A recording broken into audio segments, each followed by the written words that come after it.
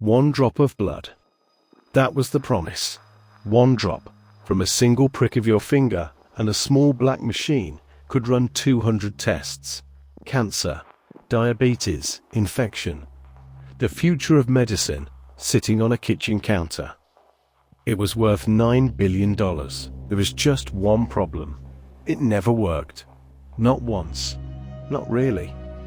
This is the story of how a 19-year-old in a black turtleneck convinced the most powerful men in America to hand her a fortune, and how the whole thing collapsed into one of the greatest frauds in corporate history. In 2003, Elizabeth Holmes was a chemical engineering student at Stanford.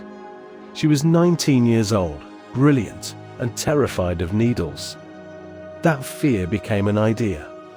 What if you never needed the big needle again? What if a single drop could tell you everything? She dropped out. She took her tuition money and founded a company. She called it Theranos, a blend of therapy and diagnosis. If empires built on a single life fascinate you, you're in the right place. But stay with this one, because its collapse is the strangest of all. And here's the thing you have to understand. The idea was beautiful. If it had worked, it would have changed the world. She had a voice, a deep, deliberate baritone that made people lean in. She had a uniform, the black turtleneck, borrowed from her hero, Steve Jobs. And she had a story so good that almost nobody stopped to ask the one question that mattered. Does the machine actually work? Inside Theranos, they were building a device they called Edison. It was supposed to run dozens of tests from that single drop. But blood is stubborn. A drop from your finger is tiny, and it's contaminated, diluted, full of fluid from your cells. Stretch it across hundreds of tests, and the numbers fall apart. The Edison didn't fail loudly. It failed quietly. Wrong results. Wild swings. Tests that couldn't be trusted. So the company did something extraordinary. To hide it, they started secretly running patient samples on ordinary commercial machines, the very competitors' machines Holmes claimed to be replacing. The revolution was a magic trick, and behind the curtain, the wizard was using someone else's wand. For most frauds, the lie stays inside the building. This one walked out the front door.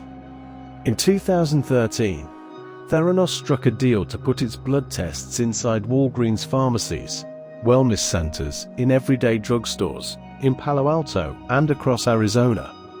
Ordinary people walking in off the street, rolling up a sleeve.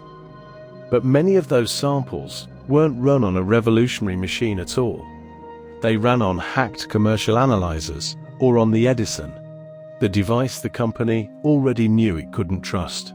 Real patients, real results, real decisions about their own bodies, built on numbers that might be fiction. Now, how do you keep a secret like that? You surround yourself with names too big to question. The Theranos board read like a history textbook. 2 former secretaries of state, a former secretary of defense, generals, a future secretary of defense, titans of finance. But notice what's missing from that list. Doctors, scientists. A single expert who could open the machine and ask, "Show me the data." Investors saw the names and assumed someone smarter had already checked. The reporters saw the names and hesitated. The regulators saw the names and waited. Everyone assumed someone else had looked behind the curtain. No one had. The valuation climbed. 1 billion, 3 billion. By 2014, Theranos was worth $9 billion, and Elizabeth Holmes, on paper, was the youngest self-made female billionaire alive. Every secret this big needs a guard. His name was Sunny Balwani. He was the company's president and chief operating officer.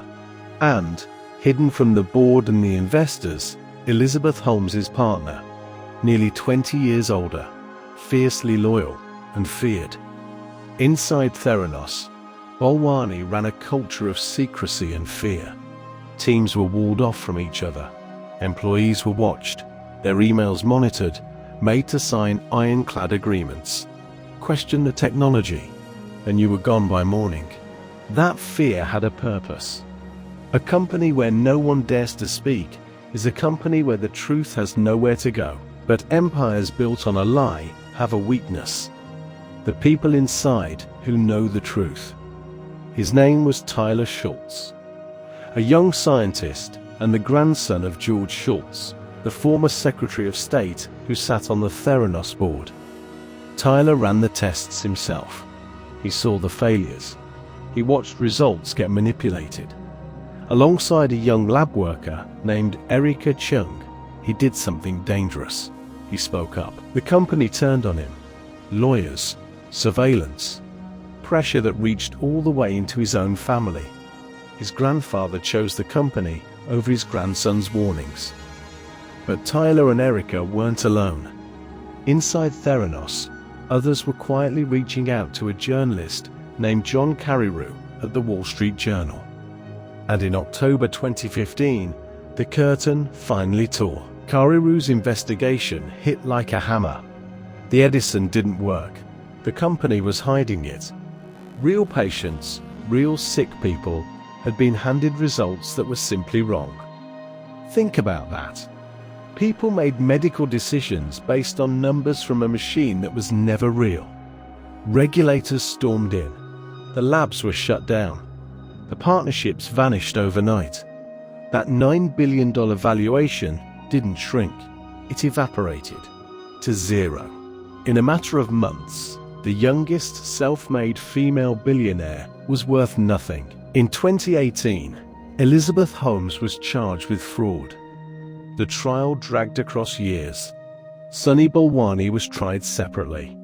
And in 2022, the verdicts came down. Guilty, both of them.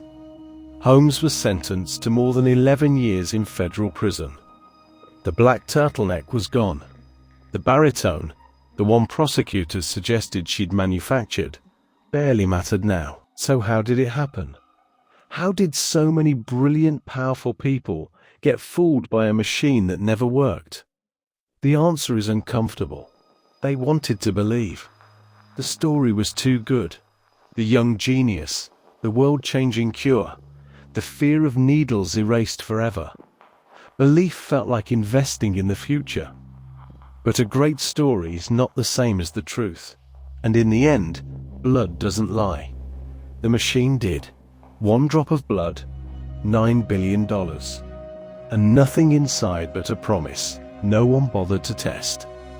This is Tycoons and Traitors, where we trace the empires built on ambition and the betrayals that bring them down. Subscribe, and we'll show you which one falls next.